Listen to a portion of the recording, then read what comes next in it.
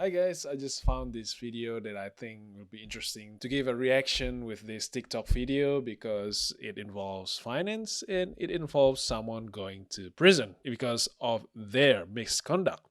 And this person is not just any regular person, is a financial expert with way more expertise than myself. So let's check it out. A number of people on TikTok asked me why I went to federal prison, so here it goes. I graduated USC as a student athlete in May 1997. Upon graduating, I built my career as a stockbroker at Bear Stearns and then UBS. Okay, so graduating and develop career in Bear Stearns and UBS. So they are a reputable financial institution, I guess. And he's a stockbroker, did you say? 6 years into my career, had several $100 million under management. 6 years through his career, got several hundred millions under management. Wow, that's a lot of money. Say 500 millions that you manage and you take 1% of that. That means fee about $5 million a year. So that's a good revenue business, I guess. 500 and then 5 million a year. More than 600 clients. Things were going great. You took a photo with a flash card, just like anyone in the financial industry should do so that they look credible. Yet, despite how well things were going, I found myself making horrific criminal decisions on behalf of one client who ran... One client? Horrific criminal decision. Okay, now we have to really pay attention now. Okay. And a hedge fund. My client's hedge fund had $6 million. My client hedge fund has $6 million. Within a matter of months of bringing the account to us, he lost all $6 million. Okay. He lost all of the $6 million. Okay. Not illegal to lose money. He then raised another $6 million. He lost all of that too. Well, our experience at UBS... He raised another 6 million and he lost all that too. I wonder how he lost all that $6 million. Told us there's no way he's raising more money unless he's lying to people, because no rational investor would give money to this hedge fund manager if they knew the actual performance in his hedge fund. Our suspicions were confirmed on a Monday afternoon in Century City when I attended a meeting with my client, the hedge fund manager, and a prospect of his.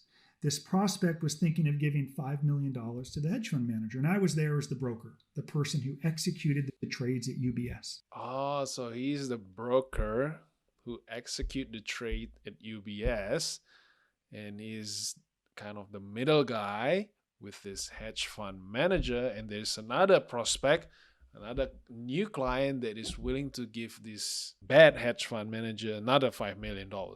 And during this meeting, my client, the hedge fund manager, told this prospect that his hedge fund was up 27% a year. 27% a year? Wow. Should put that in YouTube thumbnails and make thousands of views. Now, when I heard that, a lot of things went off in my head like, wow, I wish I wasn't at this meeting. What can I do to get the hell out of here? But also went through my mind followed. My hedge fund client isn't up 27% a year. He loses every damn penny. He just told this dude 27%. This is awful and terrible. What do I do? So that's what we call a fraud. So you're losing $6 million. You raise another $6 million, you lose it, and you're going to come to the new prospect, new client telling, I have done 27% return a year. So you should invest with me. And that, my friend, is a fraud. Well, I chose to do nothing. I kept my mouth shut. I turned the other way, in part because our company was earning $100,000 a month in commissions from this. So this broker chose to keep his mouth shut, where he actually know that this is a criminal activity. He is fully aware that this hedge fund manager is full of bleep, just because to get hundreds thousands of commission every month. What, it's only 1.2 million of commission? Is that worth your reputation? Is that worth going to jail? One client, and I convinced myself, let him do his own due diligence. My client manages the money, not me. Those are the rationalizations that are part and parcel to white-collar crime. Well, in the end, lying, turning the other way, it all comes crashing down for me, and it did when the FBI showed up at my home in April 2005. Of course, when I met with the FBI, I lied because I was so scared and fearful about what...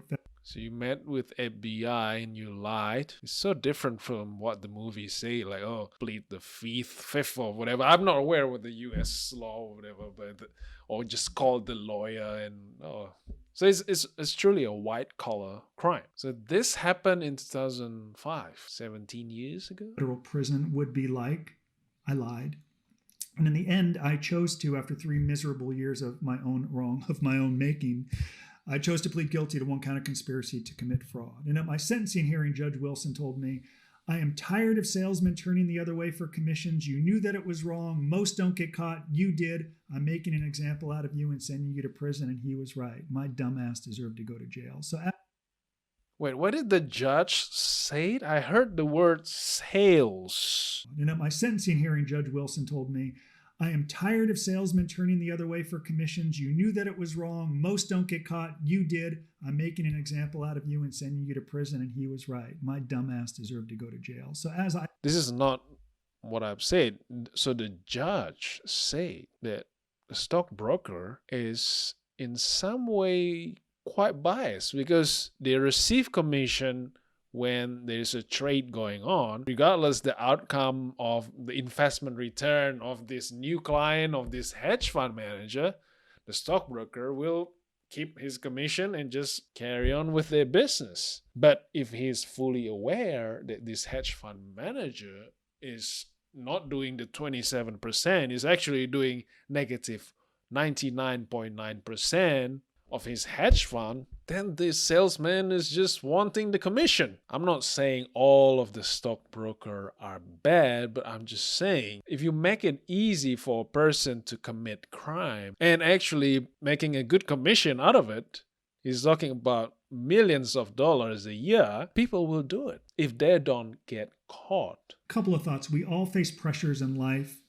Yet the lion's share of people watching this are better than me because when faced with pressures, they don't succumb and break the law as I did. You find a different and better way. And second, much like our parents taught us in kindergarten, there are no shortcuts. I wish I remembered that. Instead, I was reminded of that lesson in federal prison.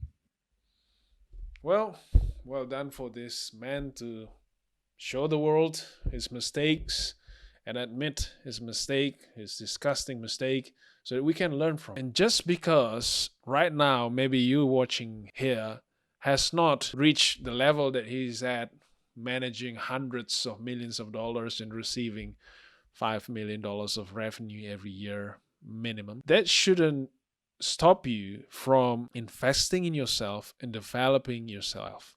That is, you need to make sure your investment grow according to the law. We need to abide with the corporation law and so on. And more importantly, you need to have some sort of moral standard. When you sense something is not right, when something looks dodgy, in this case is obviously a fraud, but the commission looks so tempting and delicious. And maybe what we can do is that to avoid this temptation, to avoid doing immoral and evil things with our finances.